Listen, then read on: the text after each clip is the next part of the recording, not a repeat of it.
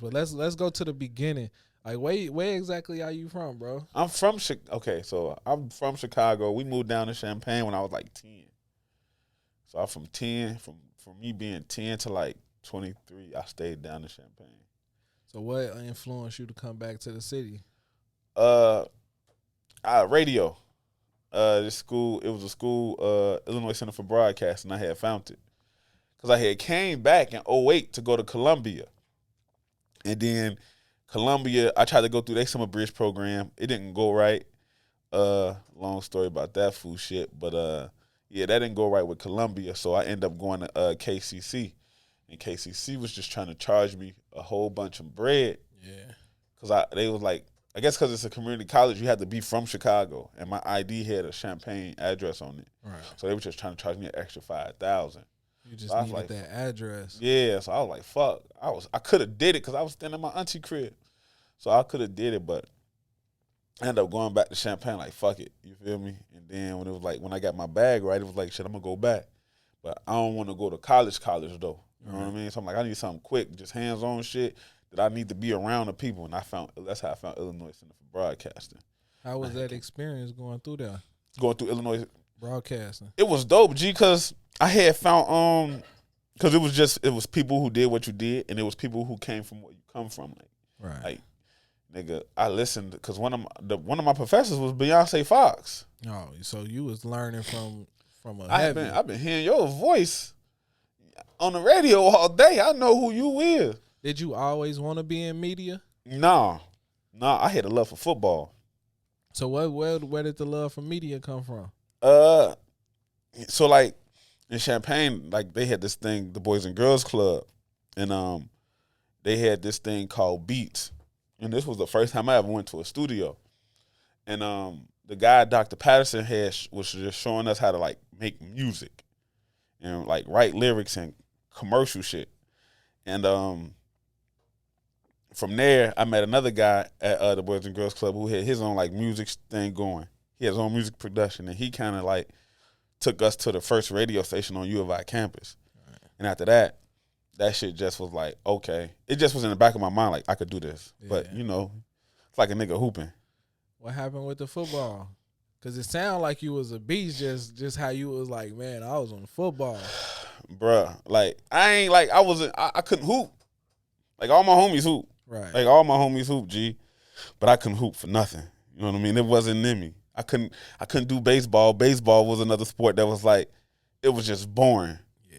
You know what I mean? So football was always it kept my attention. So shit, I got in trouble, bro. I was a nut, you know.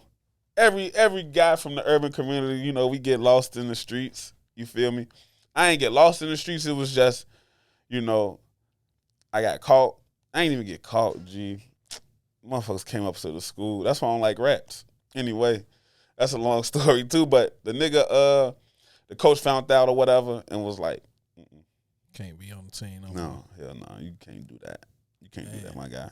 And you ain't play no more after that? I ain't play no more after that because that was my year. That was going to be my year, my demo, send it out to the colleges. I wanted to go to Miami U, Virginia Tech, Grambling, and the U of I. So you was cold. What position you play? I played running back and strong safety. Man, look at how something so simple could derail your life. Like you say, it was a situation where somebody told on you, you know what I'm saying? And in that moment, I'm pretty sure they ain't know the ramifications that they was doing. Even if they did, like, why? You know what I'm saying? You know what I mean? I wasn't harming nobody, G. It was like, shit, everybody was trying to get money. Right. You know what I mean? And then it was so crazy because then nobody know I was even out there like that. Right. You know what I mean? So for you to do that, G, you went out your motherfucking way. And because as soon as you said Miami U. Yeah, bro. That was like, G, that was the school for you that. You hear me? Like the hard hitters, like, I'm trying to, like, you know, we was playing ball. Like, I ain't played organized ball until I got into high school. Right. Like, we played flag football with the Boys and Girls Club, but, you know, we out every day in the hood playing street ball. I'm playing in Tim's. Like, I played football in Tim's, bro. That's crazy. You feel me? Because I couldn't afford leg weights. Right. So, these Tim's, Hey man, shout out to people who use they mag, cause you say you couldn't afford leg weight, so you use Tim's on Tim's, my bro. Tim's, bro. I would run in Tim's, bro. And it's crazy because we used to go to like the school, like, you know, people leaving they little shit around. Shit, all right, fuck, what's them? That's one. So you have one this week, and then you get another one. You got two mismatched leg weights on. This one might be a 5. This one might be a 15. Right. But you still walking with them bitches on. And then somebody told me like they was bad for your knees too. So I started wearing them. So I like, fuck it, I'm gonna just wear Tim's. Man, shout out to you, bro, cause I come from the Robert Taylors. You feel me? So I always feel like I had an innovative mind because we didn't have. So that's my foundation. You had to use what you had. 42-52. Man, I was 52-66. Okay, I broke my arm. All right, I broke my the first time I snapped my arm. My daddy friend Cookie Monster. We was coming from the Super Jets, and I don't know if y'all know Super Jets, the store that was right there on 43rd.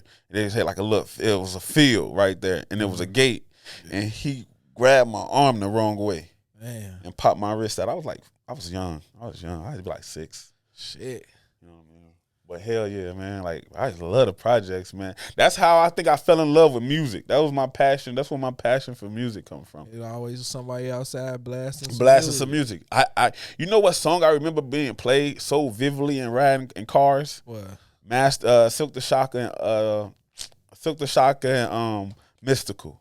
Let me hit it. Bro, I used to love Silk the Shocker, but playing like when last time you heard Silk the Shocker? Yesterday.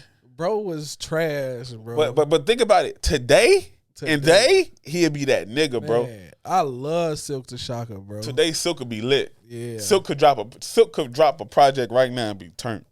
Man, it's amazing how like the levels music done went, because I feel like it's always been like some watered down music, and then it's always been that elevated conscious music, yeah. And then it's always been turn up music. It's all about how you find the music, you know what I'm saying? And you got to be in a certain space to listen to certain type of music. Oh, for sure. I think with music, people forget too, like shit, we all have different sides to us. Yeah. We all have different sides. So you can be you can be conscious. We all get conscious at some point. Yeah. You know what I mean? The older you get, the more shit you know, the more shit you want to improve on. You feel me? And we want to turn up. Right. So it's a place for everything. It's still rap. It's still hip hop music. It still come from where we are, from our culture, from where we come from the streets. Yeah. From the hood.